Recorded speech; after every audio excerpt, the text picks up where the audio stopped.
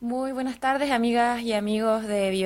BioBio TV. Estamos en una nueva edición de Cero a la Izquierda con Paula Poblete, secretaria general de Revolución Democrática, Ricardo Camargo,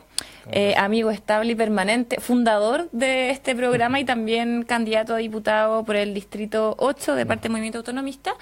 Y nos encontramos aquí para conversar, como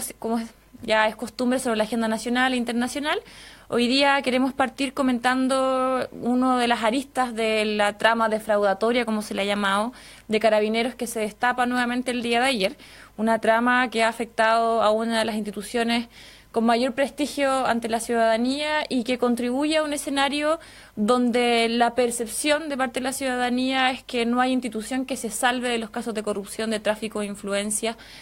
o de usos indebidos o malas prácticas en materia política y financiamiento, ¿cierto?, de las instituciones y distribución del poder. Investigación que se lleva a cabo, el caso de Carabineros, mientras el general Villalobos sigue en uso de su cargo. Recordemos que fue él el que destapa, digamos, las primeras aristas de este caso, en un gesto que permite, digamos, que se inicie esta investigación, pero que su permanencia, al parecer, está siendo puesto en duda por varios actores de la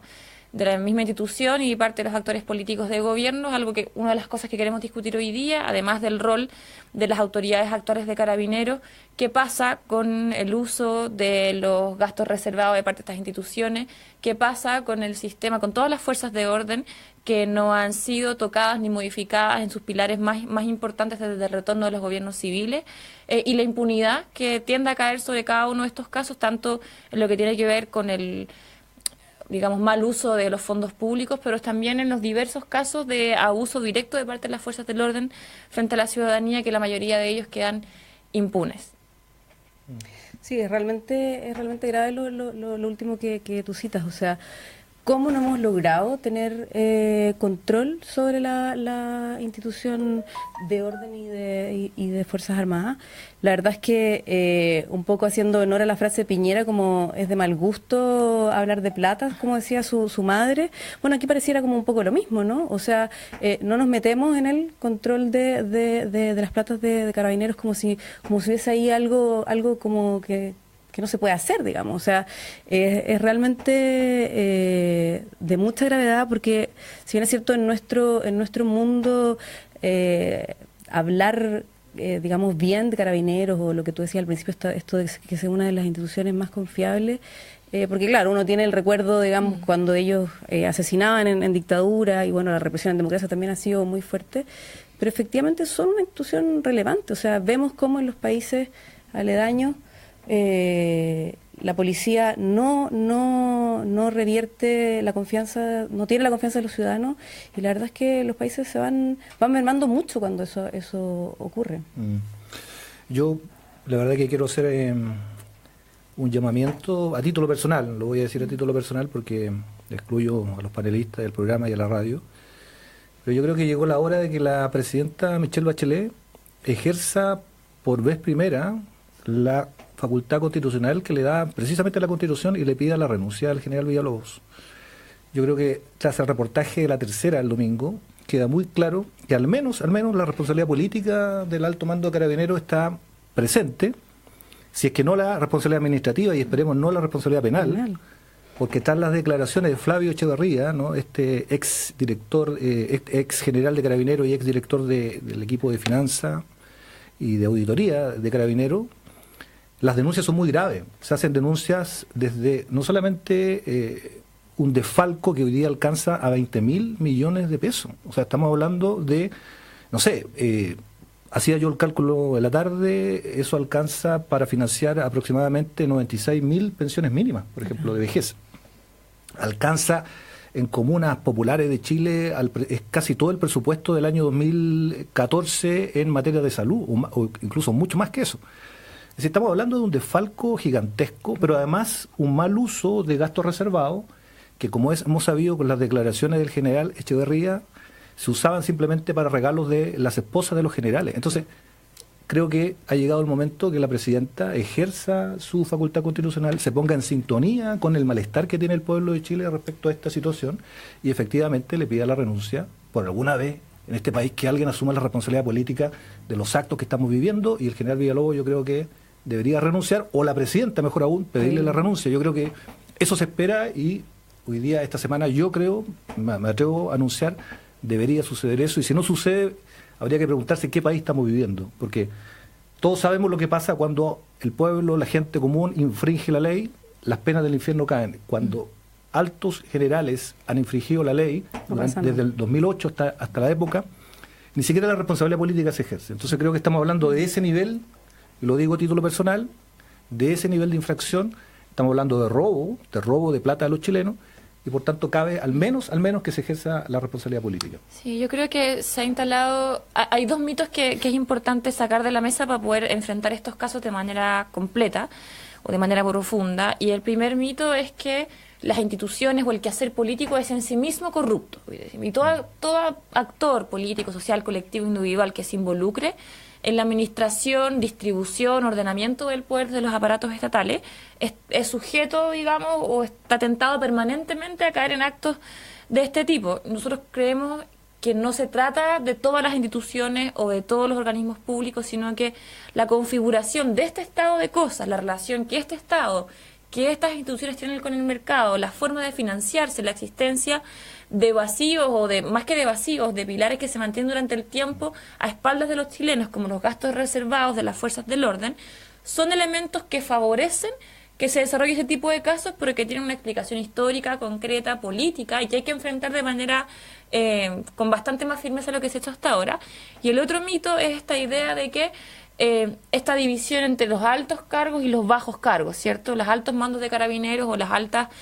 autoridades, como algunos de los involucrados en estos casos, tienen responsabilidad, y esta diferencia, digamos, con lo que se dice como con el Paco raso, por disculpen la expresión, que es lo que dice comúnmente la gente, el carabinero de a pie, el carabinero que hace trabajo en la ciudad, como si no fueran parte de la misma institución. Aquí hay una institución que, digamos, que tiene que dar explicaciones a la ciudadanía, y que esas explicaciones tienen que partir por la renuncia del general Villalobos. Yo creo que eso es lo mínimo para que algo así suceda. Recordemos de que todo esto que hemos visto en los últimos meses y años, los escándalos de las pensiones abultadas de exfuncionarios de las fuerzas del orden, son pagadas con los fondos de cada uno, que aporta cada una y cada uno de los chilenos, mientras la mayoría de nosotros estamos obligados a este esfuerzo de ahorro individual, forzoso en los sistemas de capitalización individual en las AFP, mientras que para algunos se mantienen los beneficios del sistema público. Hay un grito que se usa en las marchas de no más AFP, no recuerdo bien si me ayudan ahora, que algo así como que queremos pensiones igual que los carabineros y los militares, digamos. Si fuera por esas pensiones, yo creo que el sistema del trabajo, digamos, la etapa pasiva de los trabajadores y trabajadoras chilenas tendría otras características, probablemente mucho más dignas y decentes que las que tenemos hoy día. Déjame profundizar un tema que es el tema de los gastos reservados, porque yo creo que es importante conversar un poquito más a fondo respecto a esto, que no solamente afecta a carabineros, sino que gastos reservados, sabemos, también hay incluso en los ministerios. En algunos, no todos. Sí, de lo que sabemos de la declaración de Flavio Echeverría, y concediendo el mérito de que eso todavía tiene que constituirse en un antecedente que sea validado por parte del fiscal y la investigación judicial, pero de lo que sabemos, y probablemente eso termine siendo ratificado, los gastos reservados, el carabinero, tenían casi una destinación predeterminada, cuestión que ya es irregular, ¿no? Había un porcentaje, aproximadamente un 40% de esos gastos reservados que se destinaban a el gasto de generales, y un 10% a gastos varios, y el otro 40% al gasto probablemente tal que uno esperaría que estuvieran los gastos reservados, que son los labores de inteligencia de Ipulcar, que sé yo, bueno, que también, bueno, entonces se confunde el hecho de que gastos reservados sean gastos no fiscalizados, que ahí hay un error jurídico administrativo, porque efectivamente un gasto reservado no puede ser destinado a lo que pasaba, si es que le creemos a Flavio Echeverría, que ese 40% estaba destinado finalmente a gastos de lujo, de ostentación, de regalos de la señora de los generales, y en algunos casos de sobresueldo, que es la cuna, sabemos, de la corrupción institucional en materia comparada. Y el 10% de varios que también, si sabemos, eran pagos directos de coima, en este caso a Flavio Echeverría, para mantener el silencio de una persona clave en un puesto que le tocaba administrar esos gastos reservados. Entonces, estamos hablando finalmente de un hoyo negro, ¿no? De un hoyo negro que afecta a la institucionalidad de Carabineros, pero que además tiene que ver con la democracia. Ese es el tema que yo quería dejar ahora, que la calidad de la democracia cuando se producen estos casos de corrupción, derechamente, en instituciones tan importantes, se ve afectada. Y nos habla de la deuda pendiente que tenemos nosotros de, efectivamente, instalar una transparencia y una democratización de nuestras Fuerzas Armadas y de Carabineros en nuestra República. Eso está pendiente, no lo ha hecho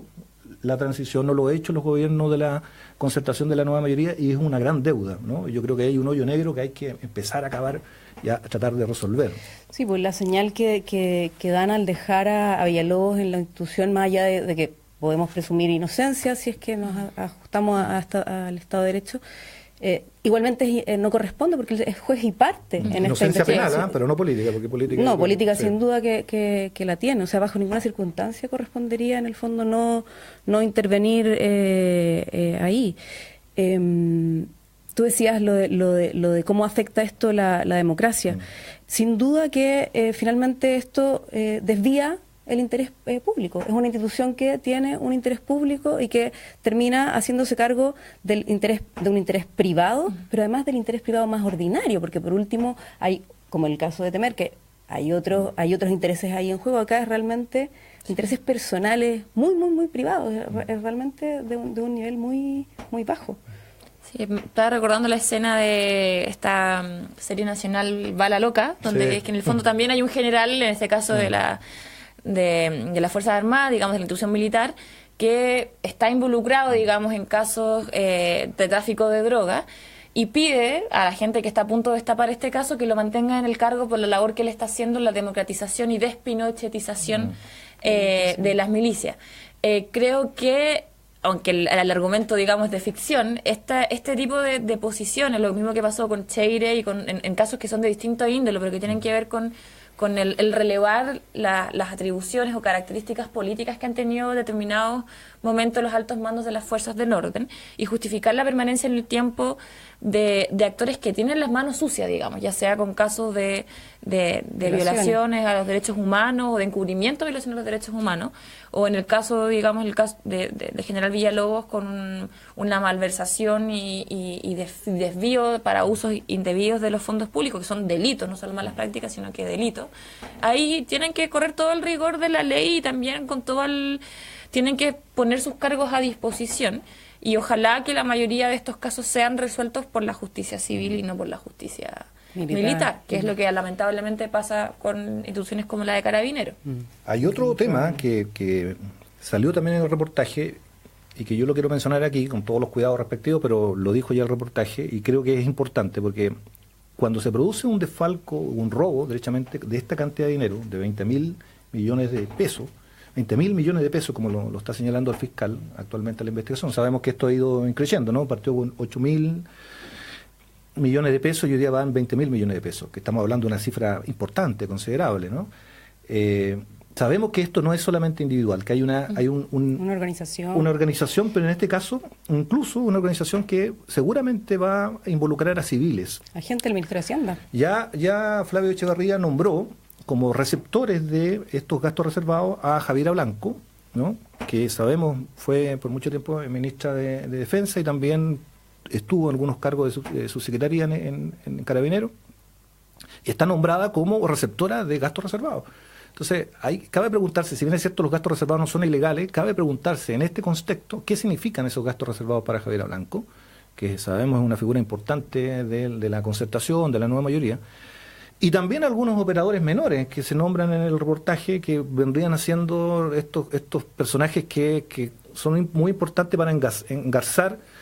el traslado de estos financiamientos irregulares a los generales, pero también con una cierta anuencia del mundo civil. Entonces, yo creo que estamos en presencia de un tema muy grave, y por eso, de nuevo, yo creo que aquí se exige que al menos la responsabilidad política del jefe de la institución se ponga sobre la mesa, porque de otra manera se entala un manto de impunidad muy fuerte, muy complejo, para poder discutir estos temas en una sociedad que todavía aspira a ver a sus instituciones como instituciones salvas, a salvo del manto de la corrupción. Esto es un tema muy grave, yo creo, ¿no? Y es una burla, porque tú decías al principio comparabas la plata que se desfalcó con lo que podrían haberse gastado. 96.000 pensiones. Y también esa misma plata es la que pueden reclamar, por ejemplo, los carabineros de menor rango, que también, o sea, en Chile realmente que tengamos una policía honesta, poco corrupta al nivel de los carabineros más de bajo rango, realmente es bien inexplicable porque tienen sueldos súper poco competitivos, o sea, gente que de verdad, en honor a la necesidad, porque pueden perfectamente tener problemas para llegar a fin de mes, podrían enfrentarse a situaciones y no lo hacen. Entonces, para ellos, que son miles de profesionales, ver cómo sus jefaturas están metidos en esto y no son capaces de reajustarles el sueldo o cualquier otra condición, realmente con esa plata de la que tú estás hablando, podrían perfectamente haber mejorado algunas de sus condiciones. Entonces, realmente es una burla para ellos y para toda la ciudadanía, sin duda. Una lista distinta, pero creo que algo que nos ha golpeado a nosotros de cerca también y que va un poco en la misma línea de cómo los altos mandos son, digamos, excusados de la asunción de responsabilidades políticas. El día de ayer ya se conmemoraron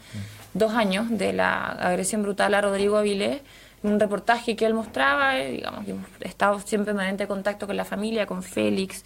con Soledad, con sus hermanas, con su hija. Y bueno, de hecho volvieron a querellarse, digamos, hace un par de semanas, porque todavía no existen respuestas ni responsabilidades políticas de parte digamos, de la institución, solamente, digamos, la desvinculación del pitonero que además es defendido por los abogados de la institución, que es un caso que además se repite con quienes han sido acusados de violación a los derechos humanos en el caso de las Fuerzas Armadas, digamos, de altos rangos militares, que aún siendo desvinculados de las instituciones reciben, digamos, pensiones cuantiosas, digamos, el cuento es parecido, pero además son defendidos por abogados de las mismas instituciones, es decir, hay una red de protección oficializada, además, que opera, digamos, ante a la vista y paciencia no solamente de la ciudadanía, sino de las diferentes autoridades, que permite y que contribuye, digamos, a la mantención de estos mantos de impunidad, tanto en el ámbito financiero, de malversación de fondos, como en el caso de las lamentablemente recurrentes violaciones y vulneraciones de los derechos humanos en nuestro país. Y el vínculo directo, perdona que te diga, porque otra de las cosas que sale en el reportaje y que se está saliendo en la investigación es que los gastos reservados se usan también para pagar los abogados, precisamente de aquellos carabineros envueltos en problemas de derecho humano y también problemas como lamentablemente pasa con el caso de Rodrigo. Entonces, uno se da cuenta de que acá hay hebras que están conectadas y uno empieza a entender cómo, ¿cierto?, finalmente con plata de todos los chilenos, y en este caso con plata ocupada y robada por generales específicos que están ahí siendo procesados, se producen también mantos de impunidad que afectan a la legítima protesta social como la que fue parte Rodrigo, que fue parte, recordemos, de todo el proceso de movilización estudiantil que sigue vigente, sigue vivo por la educación gratuita y de calidad que no ha llegado. Así que hay mucha conexión ahí, ¿no? Que fue atacado por un guanaco directamente a los pies, cae y se golpea en la cabeza con graves consecuencias. Vamos a dejarlo hasta acá, nuestro primer bloque, y luego volvemos a conversar sobre la situación latinoamericana y el caso brasileño en particular, que nos tiene a todos bastante preocupados.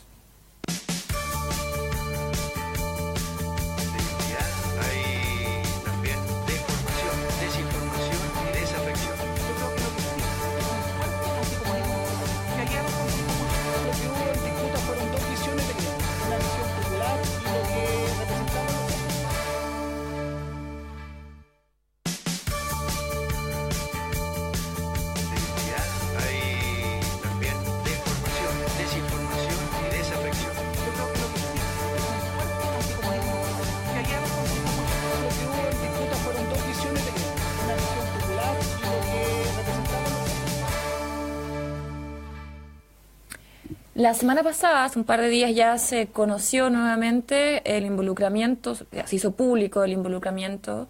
de Temer en los casos, en una de las tramas de corrupción más importantes que ha afectado a Brasil en los últimos tiempos. El mismo presidente que fue electo o puesto en el poder mediante un golpe blanco que afectó, digamos, al gobierno al petista de Dilma Rousseff, que también estaba involucrado en profundos casos de corrupción, y se desata, digamos, con esta apertura de nueva arista, digamos, los casos de corrupción, una crisis importante en Brasil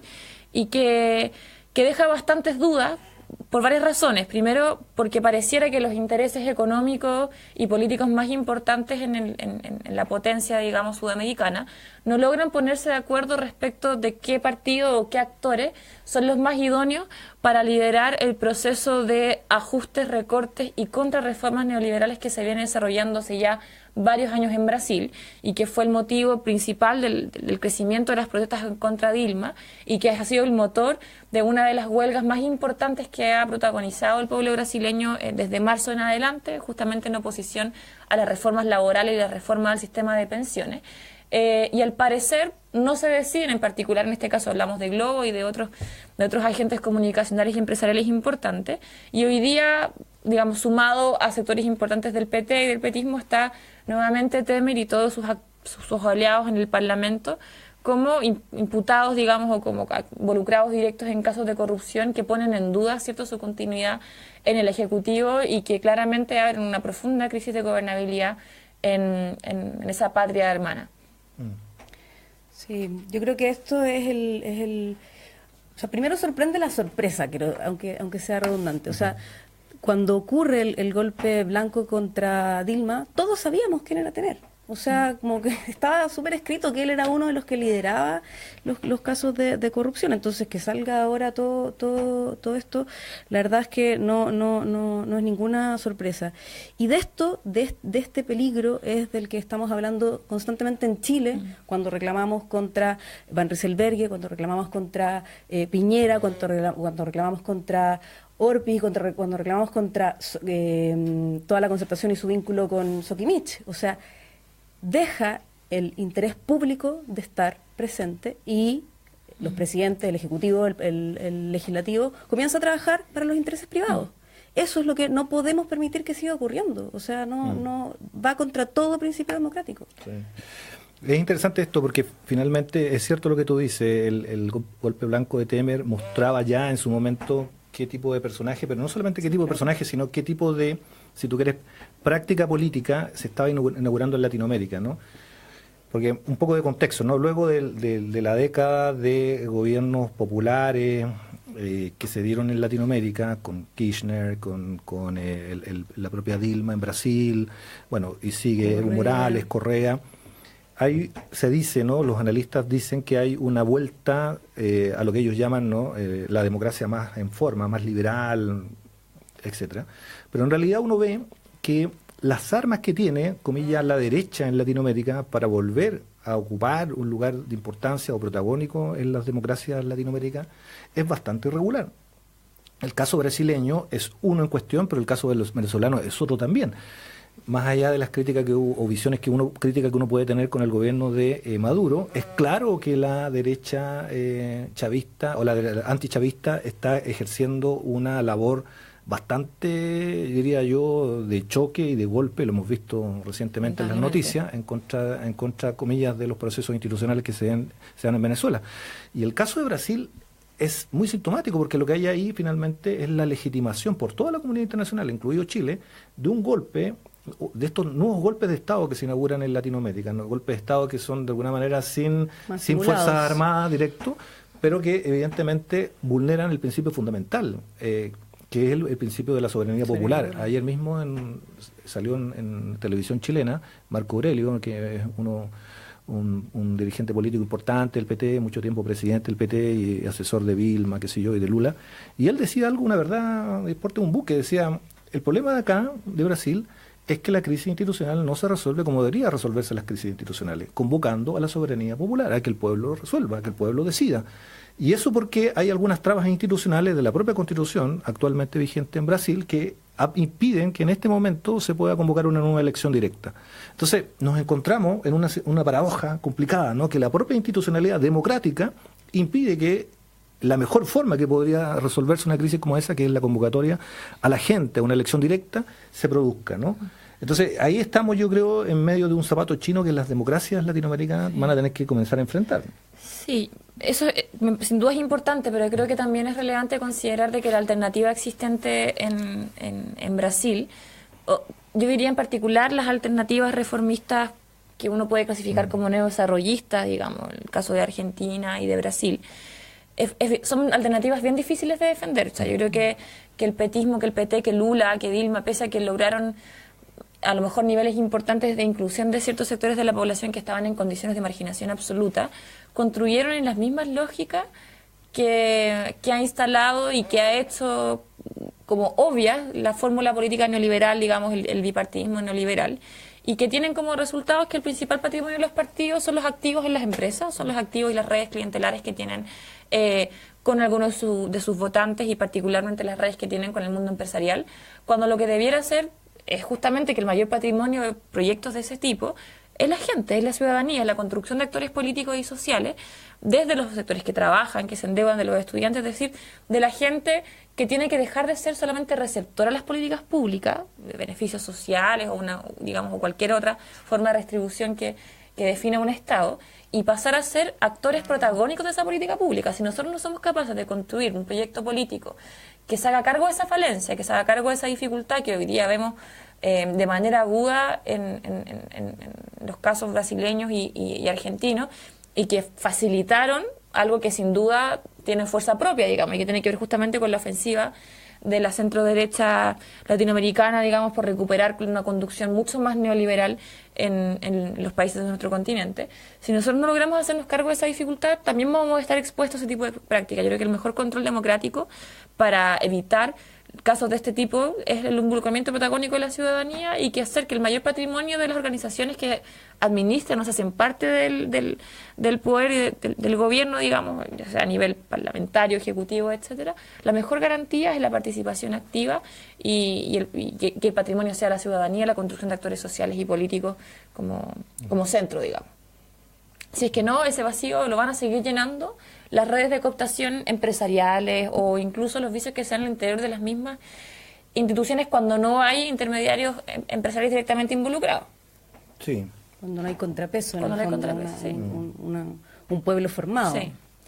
Sí. Sí, porque es verdad, o sea, Bolsa de Familia fue un esfuerzo súper relevante en Brasil, sacó a mucha gente de la pobreza, pero es verdad, si no construís capital social de otra manera. O sea, yo lo diría de la siguiente manera. Efectivamente, los esfuerzos nacional popular, ¿no?, que se dan en Latinoamérica tienen que resolver no es más que una ecuación, un triángulo complejo, ¿no?, que es la relación entre Estado, sociedad y mercado, o Estado, democracia y mercado, si tú quieres, ¿no? Porque efectivamente hay que reconocer que estos esfuerzos nacional populares ninguno de ellos ha apostado, y yo creo correctamente, a eliminar el mercado privado, ¿no?, en ese sentido, pero han apostado a reforzar con mayor o menor medida, en algunos casos más fuerte el Estado y en otros más fuerte la sociedad. Estoy pensando en el caso boliviano, por ejemplo, en este último caso. Pero lo que no queda resuelto es cómo ese reforzamiento de la relación Estado-sociedad termina construyendo un nuevo espacio de intercambio mercantil, un nuevo espacio de intercambio de bienes y servicios, lo que tradicionalmente se llama mercado. Yo creo que la izquierda chilena y la izquierda latinoamericana en general tiene todo un campo de reflexión pendiente, que es cómo imaginar nuevos espacios de mercado que de alguna manera teniendo en cuenta que esos espacios de mercado tienen por naturaleza, o más que por naturaleza, por condición, una cierta lógica de acumulación. Cómo tú construyes lógicas de intercambio que limiten y no pongan como principal o como prioritario esas lógicas de acumulación, al menos de carácter explotativo, ¿no?, como son los mercados neoliberales que nosotros conocemos en Chile. Es un tema pendiente, porque finalmente en Chile pasa todo lo contrario. En Chile la apuesta por el mercado no necesariamente se ha traducido en una apuesta por más sociedad, sino muchas veces la apuesta por Estado se ha traducido en más mercado privado, y de mercado privado regido por lógicas neoliberales, o sea, de explotación máxima. Yo creo que eso no es irreconciliable. O sea, yo no creo que haya que sea tan clara, digamos, la distinción en ese triángulo. Yo creo que hoy día hay un piso mínimo, que es efectivamente frenar la mercantilización de nuestras vidas y la privatización de derechos y la precarización de estos mismos, pero me parece que para que eso sea posible, para poder pensar espacios económicos, sociales y políticos distintos, ese límite tiene que ser construido en base a alianzas claras. Y yo creo que justamente la debilidad en los gobiernos nacional populares, si tú como quieres llamarlos, de Argentina y de Brasil, es que pese a los esfuerzos y voluntades de algunos de sus actores, siempre se mantuvieron vasos comunicantes fluidos y colaborativos con los mismos sectores que en un momento consideraron que el mercado era el mejor proveedor de esos servicios que habían privatizado. Entonces creo que hay que, en primera instancia, la tarea que nos corresponde hoy día pensar en términos súper políticos, prácticos, incluso pensando en el escenario chileno, es cuál es la correlación de esfuerzo en términos sociales, pero también en términos políticos, con qué actores nosotros contamos para construir un escenario donde el mercado y la neoliberalización de nuestras vidas no sea la única alternativa posible. Yo creo que ahí hay una falla importante en ambos procesos que mencionamos y corresponde, digamos, a los pueblos latinoamericanos buscar salidas creativas a esas tensiones. Paula, si quieres terminar con algo, tenemos que irnos ya. No, bueno, ojalá que no quede la escoba en Brasil, porque es un país tremendamente relevante. Si bien Chile no tiene tantos vasos comunicantes con ellos, es una economía muy relevante y que nos va a golpear de una u otra forma. Así es que ahí ojalá que las posibilidades de contención de las que tú hablabas de alguna manera operen y podamos llegar a una solución razonable y justa y no impune, que la gente no impune. Yo termino dando simplemente un anuncio. Nosotros, todo el mundo sabe, somos Frente Amplista, y el miércoles, por primera vez en Chile, después de 25 o 27 años, va a haber un debate en una primaria presidencial de 2 candidatos Frente Amplistas. Esto significa una alternativa política al margen de las fuerzas tradicionales. Yo creo que eso es un hito importante para este país. Beatriz Sánchez, Alberto Mayor son 2 tremendos candidatos y vale la pena escucharlos, vale la pena escuchar sus propuestas, porque anuncian un nuevo Chile. Yo creo que eso es muy importante para este país, al menos. Así es. Sumamos alguna otra invitación que quieran hacer quizás los panelistas. Yo, por mi parte, los dejo invitados el día sábado 27. En La Pintana vamos a tener el primer encuentro programático del Frente Amplio en esa comuna. Así que para que estén atentos ahí en las redes sociales y puedan participar y nos activemos para poder construir un nuevo Chile. Muchas gracias. Muchas gracias.